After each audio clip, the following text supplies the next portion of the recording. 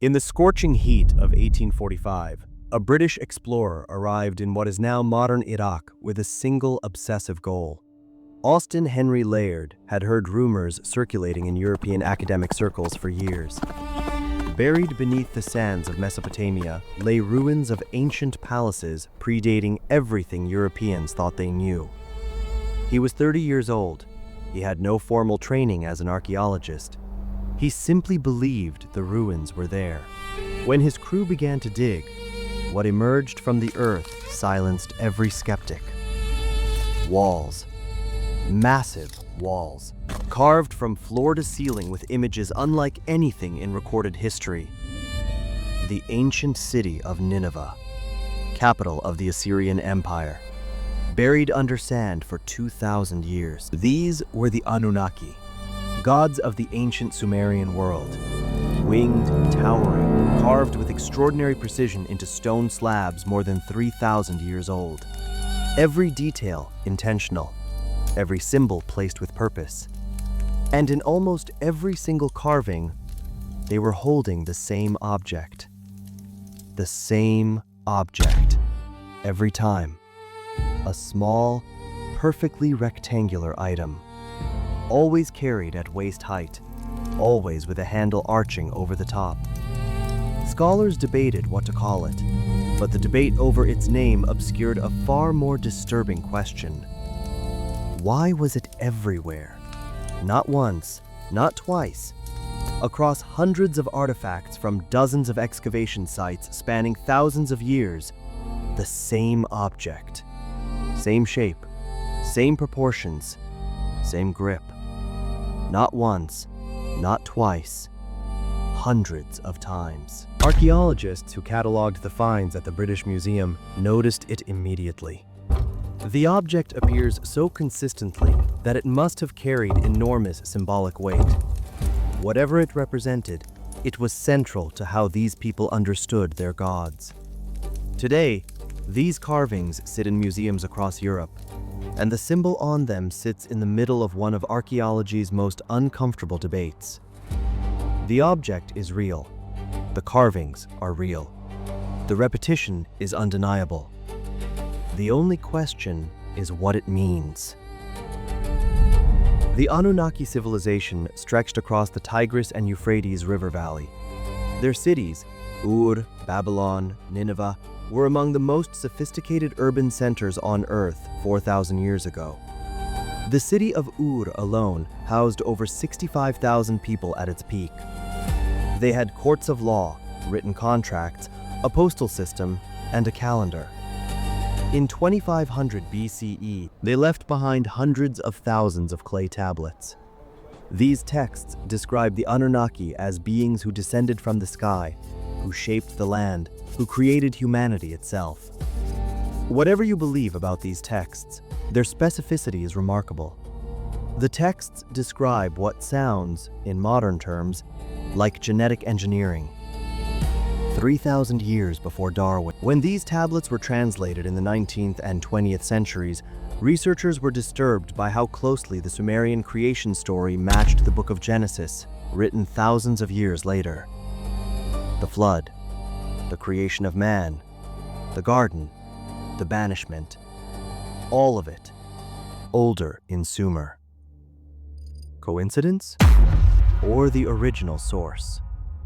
But the most unsettling discovery came when researchers compared Mesopotamian iconography with other ancient cultures that had no documented contact with Sumer whatsoever. Egypt, Mexico, Turkey, Cambodia.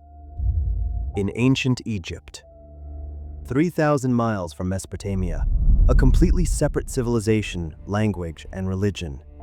Egyptian gods, carved approximately 2500 BCE, 1,500 years after the earliest Sumerian examples, appear holding an object with strikingly similar proportions.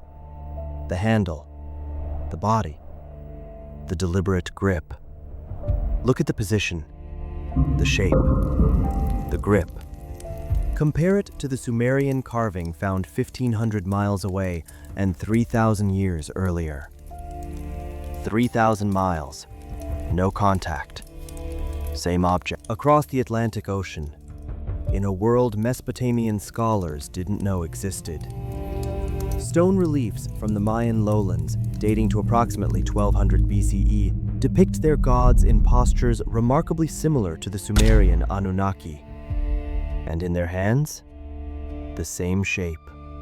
A completely different world. The same symbol.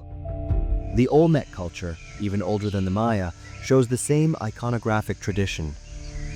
No shared alphabet, no shared ocean route. The same symbol, the same shape. A different world. The same gods? No ocean crossings, no trade routes, no shared language or written contact between these two civilizations has ever been documented. But the discovery that finally made even mainstream archaeologists pause came from a hilltop in southeastern Turkey.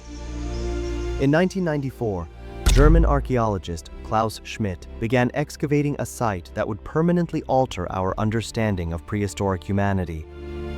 Göbekli Tepe, southeastern Turkey.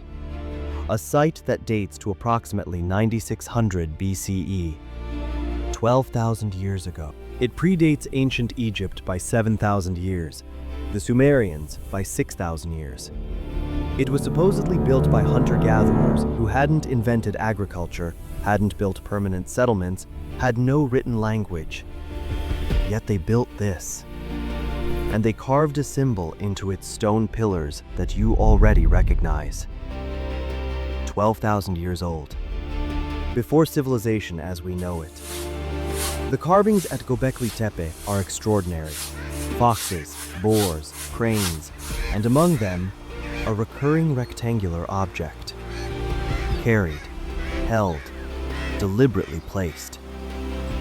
And carved into the stone pillars at this 12,000-year-old site, among the animals, among the abstract symbols, researchers identified a recurring motif. An object, rectangular, with a handle, predating everything. The timeline of one symbol. From 12,000 years ago to 500 BCE. 5 continents, one recurring image. Even in the ancient Buddhist temples of Southeast Asia, carved approximately 500 BCE, the same motif appears in the hands of divine figures. Carved by people who had never heard of Mesopotamia, who had no knowledge of the Anunnaki, who built their cosmology entirely independently. And yet, 5 continents, 12,000 years, one symbol, independent invention, or a shared memory. Mainstream archaeology has a straightforward answer. Bucket-shaped containers are functionally universal. Humans everywhere need containers with handles. Similar appearance is coincidence of function, not evidence of contact. But alternative researchers point to one detail that the functional explanation cannot account for. In every culture, without a single exception, this object is carried exclusively by divine figures, never by ordinary humans, never in marketplace scenes or domestic contexts. Always, only by gods. What was in the bag? Official archaeology says ritual water. Alternative theories range from portable power sources to communication devices.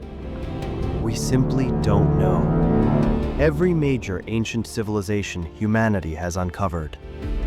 The same symbol, carried by gods.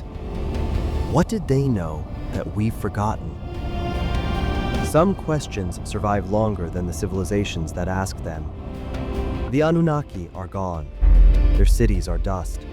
But they carved this symbol into stone across 12,000 years and 5 continents because they needed it to last.